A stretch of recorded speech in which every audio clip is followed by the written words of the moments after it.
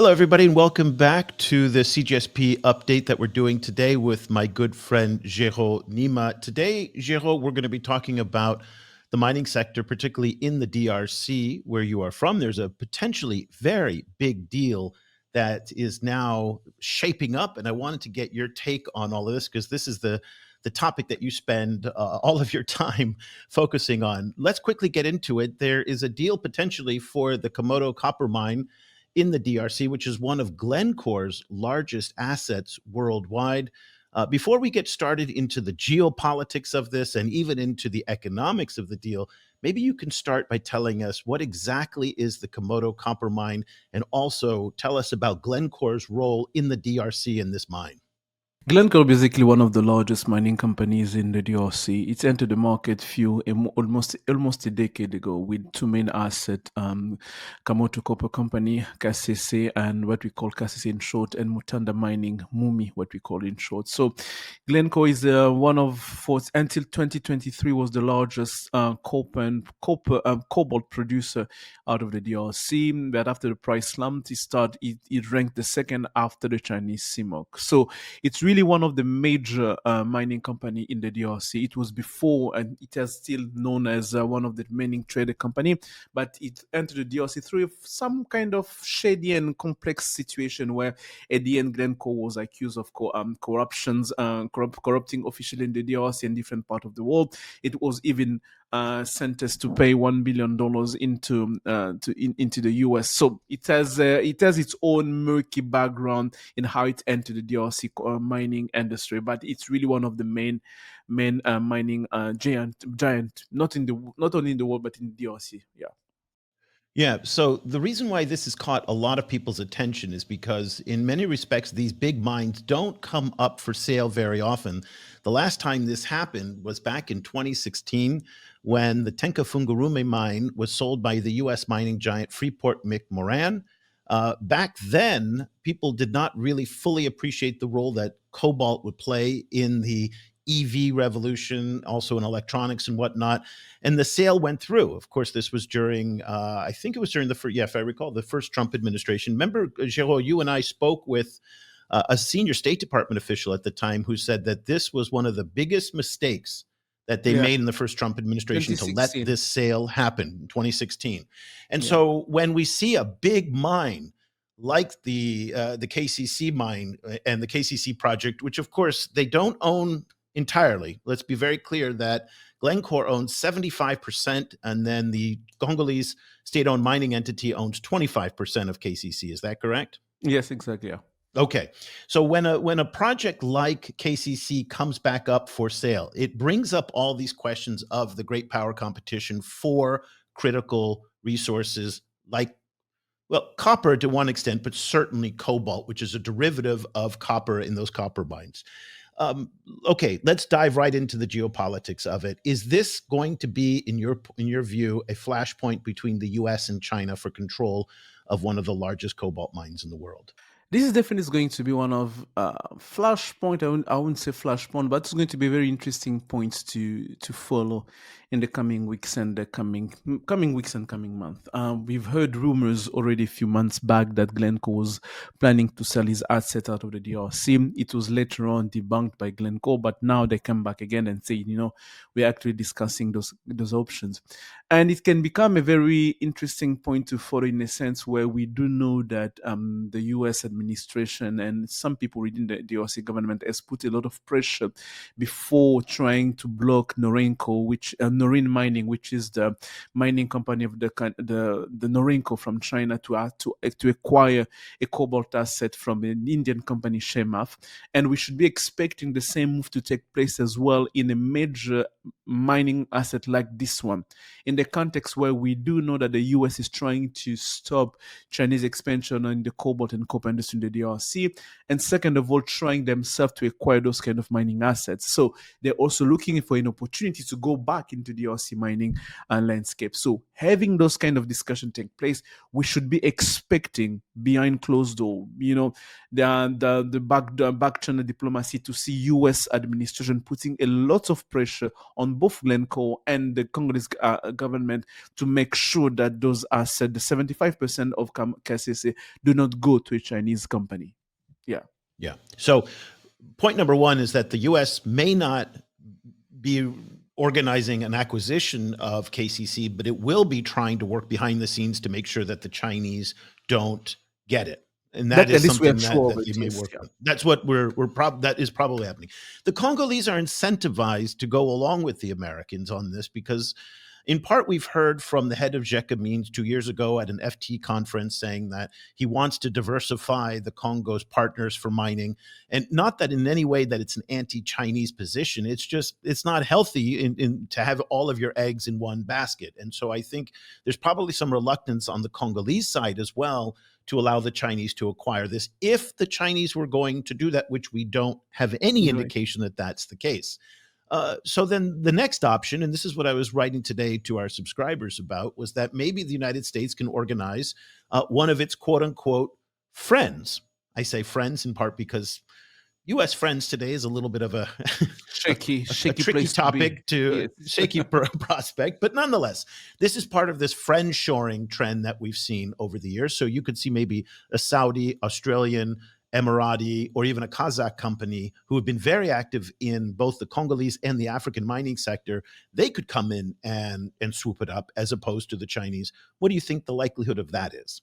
No, that's good. That could really very much happen. And because from a mining perspective, we don't know how much U.S. company have abilities to acquire KCC, and some would assume that a company like Freeport-McMoRan can see an opportunity to come back in the country, given that they're selling the asset. But we do know that from different sources that when they were asked a few months ago if they were interested in to go back in the DRC, they said no, we are not interested to go back in the DRC.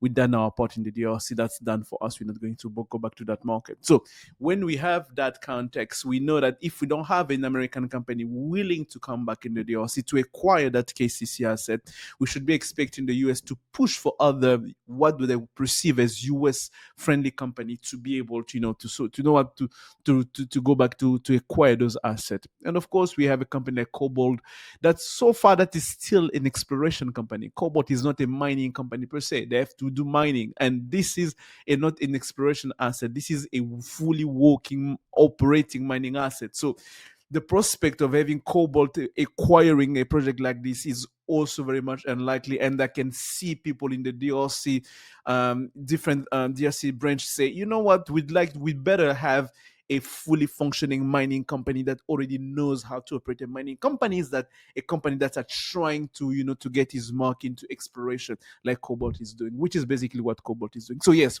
we should be expecting to see, if not a US company, but a friendly US perceived company to try to be supported and to try to acquire those KCC assets. Okay, who are some of those likely candidates? Rio Tinto from Australia being one potentially. They are the scale to do a deal like this. This is probably going to be a multi-billion-dollar deal, right? Not a multi-million-dollar deal. Yes, that's okay. That should be. So very few companies have that kind of capital. So certainly Cobalt, which has done exploration, and the scale of what the Americans have done in Zambia and the DRC has been in the low single-digit millions, as opposed to the billions that, for example, the Tenke-Fungurume mine that CIMOC group took over in 2016 was at $2.35 billion. So this is the scale that we're talking about. Okay, who are some of the candidates that you think could take over KCC if it's not an American mining company? We have Rio Tinto. We could have, at some point we heard rumors of a company like Mercuria, I think Swiss-based trading company, but was also trying to do what Glencore was doing. We could have, what else? Who else can really come? I'm really trying to top of my mind which company can really be. Well, I don't want to put you on the spot here, but yeah, but yes, it's gonna come up. But I really don't see much of them right now to come into the Rio Tinto would be one, because we know that Rio Tinto was interested into discussion with the lithium project still in the DRC. But in the cobalt, I'm really not sure if they're gonna be really ready to diversify into cobalt as well. So yeah. I guess so. The range of suitors for this is quite narrow. I mean, there's not that many actors that have the risk tolerance and the capital to do something like this.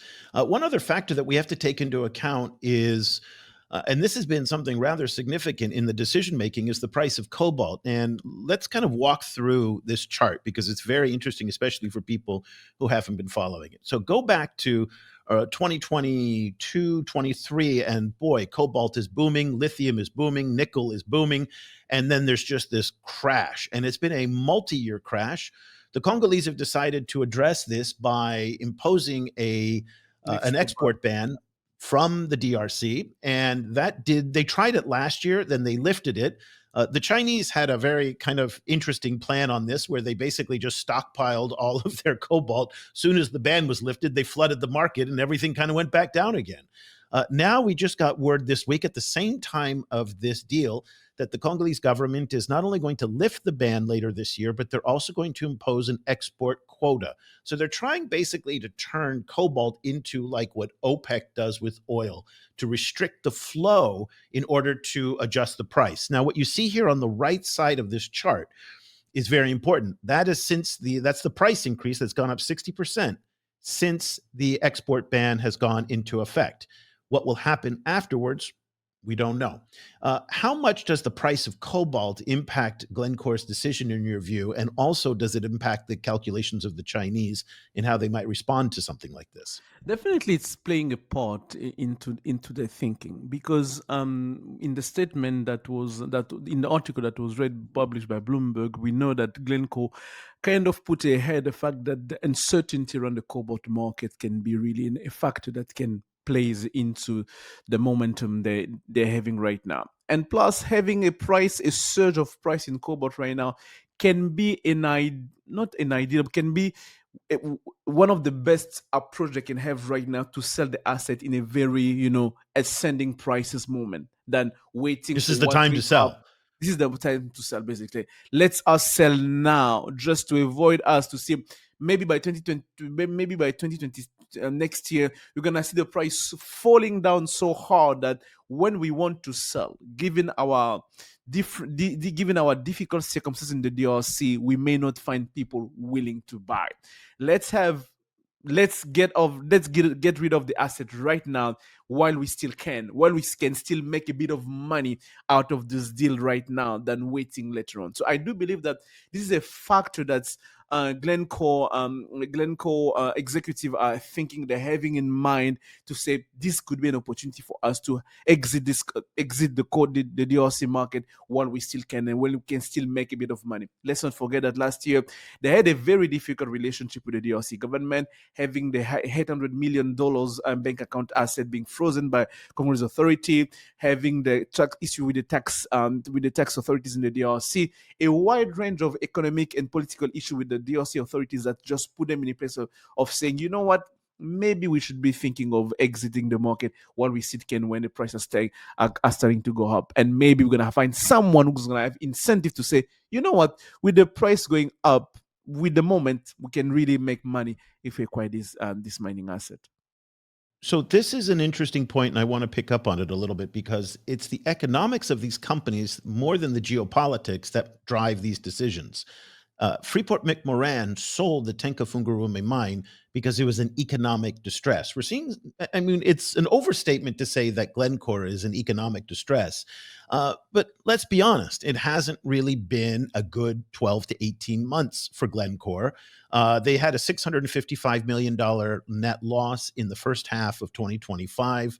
And then in 24, they also had to do a $1.6 billion write down as well. Some of their mines in Colombia and elsewhere have also been a disappointment. And there's a lot of concern, I think, in Washington that these companies are going to sell quickly in order to fill the economic, or to make up for the economic loss and get out of their hole. Because remember, the company's agenda and the geopolitical priorities not at all aligned in here. So again, Glencore is a company that may be moving quickly, and again, a repeat of what we saw with Freeport McMoran in 2016. What's your thought on that? This is basically a repeat of what we saw with the Freeport McMoran in 2015 and 16. And Freeport, it was because Freeport engaged itself in other operation, although in other part of the world, which basically ended up almost bankrupting the company. They wanted to find a easy take for their mining asset, and Chinese CMOC was there to put the money on the table. And Glencore, I think it's a mix of what other operations are happening overseas, but it's really much more related to how they stand and the relationship within the DRC market right now. I think that they're really starting to feel that DRC is becoming maybe unfriendly to for various circumstances, but they feel that maybe DRC is becoming unfriendly and they should be leaving the market. It's much more for a company like Glencore. It's much more economically driven than any geopolitics consideration, because we do know that when we have the context under which Glencore came into the DRC, it was a very murky, made of corruption, made of like people who have, very shady deal with the DRC government at that time. So, yes, it's not really geopolitics. It's much more personal business interest to say, you know what, let's make a deal where our shareholders can still make money while they still can.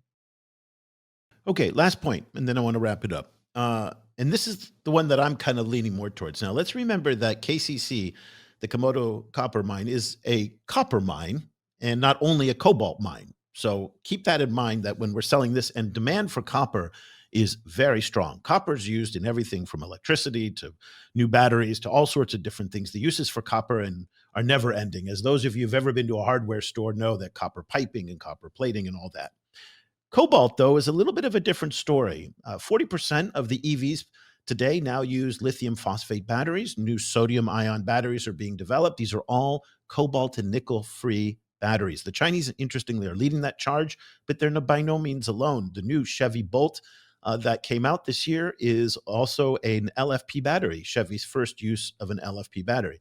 It's possible that Glencore is looking into the future of cobalt and saying, you know what, we're not going to need as much anymore, especially with the Trump administration taking away all of the incentives to buy EVs. So EV sales in the US have slowed considerably.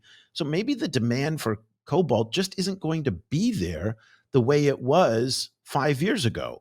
So this asset that they've got, they better sell now, because it's not going to get more valuable in the future. Maybe that's the thinking. I'd be interested in your take on that.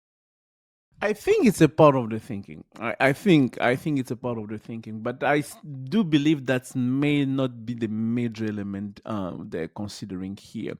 They may be considering, of course, cobalt won't be the same for EVs. We know that EV is the largest consumer of cobalt. EV batteries are the largest consumer of cobalt today. But we also know that other part of the industry are really starting to ramp up in terms of cobalt in terms of cobalt consumption. So the next 5 to 10 years, when we look at the IEA perspective, we know that cobalt still demand is going to grow, but not as much as we see growing right now.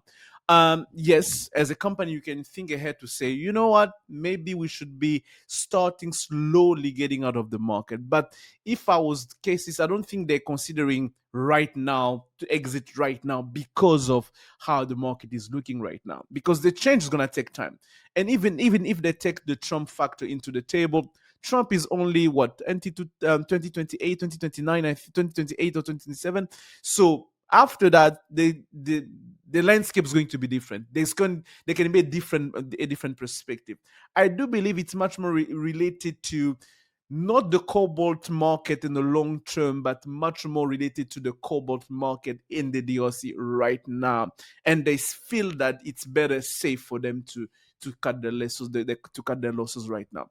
But if it was on a long term perspective, they could have said, let's slowly prepare for that. But as in meantime, when you look at the price, the future price, you're like, you don't want to take too much of your time, because now you have the price a bit up. If you wait too much of your time, you never know. Tomorrow the ban will be lifted. Tomorrow the quota maybe will be, we never know. 2026, let's say the DRC changes mind, no quota anymore. The quota drops and we full export and full production are open. You may find yourself with a really price crashing down, and you realize that you had a much better deal few months back if you'd sold at that time than if you waited a few months later than that. I think it's much more Yeah. related to current circumstances in the DRC. Okay. Looks like we may have lost your camera there very quickly, Géraud. That'll wrap it up for this edition of the CGSP update. We wanted just to bring you a quick update on these fast moving stories to get your perspectives, particularly for a topic like this, where we have such an expert with Géraud standing by for us. Also, one other thing that I noticed this weekend, reading about it on the Chinese media, was how the Chinese are now starting to look to other providers of cobalt, even though they may not be as large as the DRC, but certainly looking at Indonesia and potentially even New Caledonia, which is, I think, the first or the second or third largest supplier of cobalt. So that frustration you talked about that Glencore was dealing with in the DRC, it looks like that's also applying a little bit to the Chinese as well, Oh who've been yes, frustrated. definitely, definitely. Everyone Yeah. is frustrated. We know that CMOC is very much frustrated since the ban was put in place. They've been advocating and pushing ahead and really forcibly to see the DRC remove the export ban. And when we see now the condition that the DRC government has put on the table for what's going to be the quotas, saying that only the company that did not export more than 100,000 tons of cobalt last year will not be subject to quota export. Basically, it only leaves CMOC itself on that space, because from the data that we do have, we know that CMOC produced 114,000 tons of cobalt, and it's likely all of it was also exported. So when we have that, we know that CMOC is going to be in a very difficult spot in the coming weeks and coming months with the export quota. And when you look into that, when you put all that in perspective, if you're Chinese, you're starting to see the DRC as being a space of like too much shenanigans taking place, too much instability, too much unpredictability, which is not really good for business. Okay, well, let's leave it there. Thank you, Géraud, for all of your insights. Really appreciate it. We'll have more coverage of this on our website. I did a write up today on it. Géraud is going to be writing on it, and that's the kind of analysis that you get on CGSP. So we'll hopefully see you there online. And we want to thank you taking the time for watching this latest CGSP update. Bye for now.